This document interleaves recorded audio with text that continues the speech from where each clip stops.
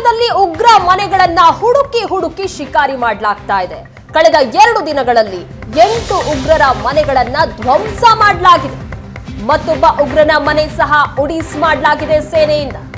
ಭಯೋತ್ಪಾದಕ ಫಾರೂಕ್ ಅಹಮದ್ ಮನೆ ಧ್ವಂಸವಾಗಿದೆ.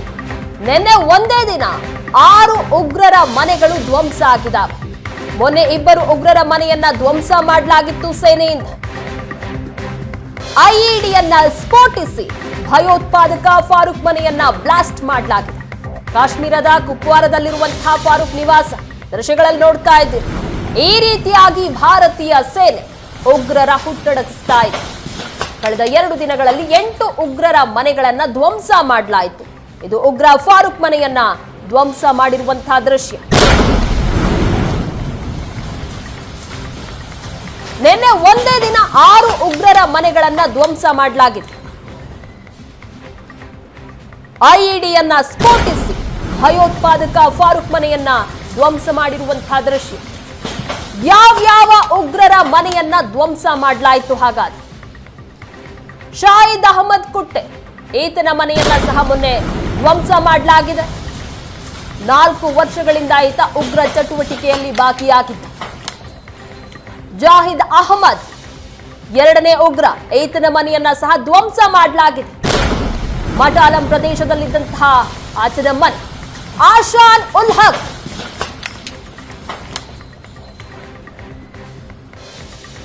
ಈತನ ಮನೆಯನ್ನ ಸಹ ಧ್ವಂಸ ಮಾಡಲಾಗಿದೆ. ಒಟ್ಟು 8 ಮನೆಗಳು, ಉಗ್ರರು ಇದ್ದಂತಹ 8 ಮನೆಯನ್ನ ಧ್ವಂಸ ಮಾಡಲಾಗಿದೆ. ಇಶಾನ್ ಅಹಮದ್ ಶೇಖ್ ಯಾವ್ಯಾವ ಉಗ್ರರ ಮನೆ ಉಡೀಸಾಗಿದೆ ಅನ್ನೋದನ್ನ ನೋಡ್ತಾ ಇದ್ದೇವೆ. ಎಲಿಟಿ ಕಮಾಂಡರ್ 2023ರಿಂದ ಉಗ್ರರ ನಂಟನ್ನ ಹೊಂದಿದ್ದ ಈತ. ಆತನ 2 ಅಂತಸ್ತಿನ ಮನೆಯನ್ನ ಧ್ವಂಸ ಮಾಡಲಾಗಿದೆ. ಹಾರಿಸ್ ಅಹಮದ್ ಪುಲ್ವಾಮಾ ನಿವಾಸಿ 2023ರಿಂದ ಉಗ್ರರ ನಂಟನ್ನ ಹೊಂದಿದ್ದ. ಐಇಡಿಯನ್ನ ಇಟ್ಟು ಆತನ ಮನೆಯನ್ನ ಸಹ ಸ್ಫೋಟ ಮಾಡಲಾಗಿದೆ. ಭಾರತೀಯ ಸೇನೆಯಿಂದ ಉಗ್ರರ ಬೇಟೆ ಶುರುವಾಗಿದೆ. ಪಾಕ್ನಲ್ಲಿರುವಂತಹ ಟೆರರಿಸ್ಟ್ ಕ್ಯಾಂಪ್ಗಳೇ ಟಾರ್ಗೆಟ್ ಆಗಿದೆ. ಈಗ ಎಲ್ಒಸಿ ಬಳಿ 42 ಉಗ್ರರ ಶಿಬಿರ ಇರುವಂತಹ ಮಾಹಿತಿ ಭಾರತೀಯ ಸೇನೆಗೆ ಸಿಕ್ಕಿದೆ. ಕಾಶ್ಮೀರದಲ್ಲಿ ಇನ್ನೂ ಸಹ ಆಕ್ಟಿವ್ ಆಗಿದ್ದಾರೆ ಭಯೋತ್ಪಾದಕರು. ಲಷ್ಕರ್, ಜೈಷ್ ಎ ಮೊಹಮ್ಮದ್ ಸಂಘಟನೆಗೆ ಸೇರಿದಂತಹ ಉಗ್ರರು ಇವರು. ಅನಂತನಾಗ್ ಜಿಲ್ಲೆಯಲ್ಲಿ 2 ಹಿಜ್ಬುಲ್ಲಾ ಉಗ್ರರಿದ್ದಾರೆ. ಸೋಫಿಯಾನಾದಲ್ಲಿ ಒಬ್ಬ ಹಿಜ್ಬುಲ್ಲಾ ಉಗ್ರ ಆಕ್ಟಿವ್ ಆಗಿದ್ದಾನೆ.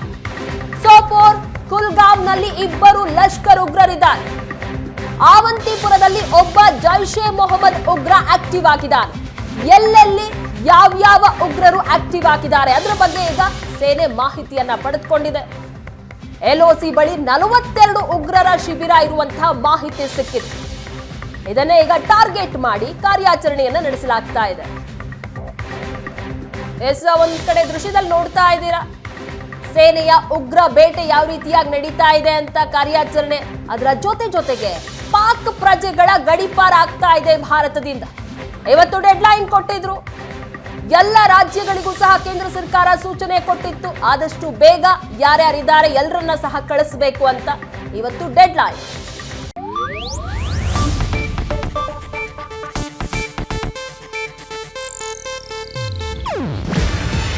ಇದು ಏಷ್ಯಾನೆಟ್ ನ್ಯೂಸ್ ನೆಟ್ವರ್ಕ್ ಪ್ರಸ್ತುತಿ. ನೀವು ನೋಡ್ತಿದ್ದೀರಾ ಏಷ್ಯಾನೆಟ್ ಸುವರ್ಣ ನ್ಯೂಸ್.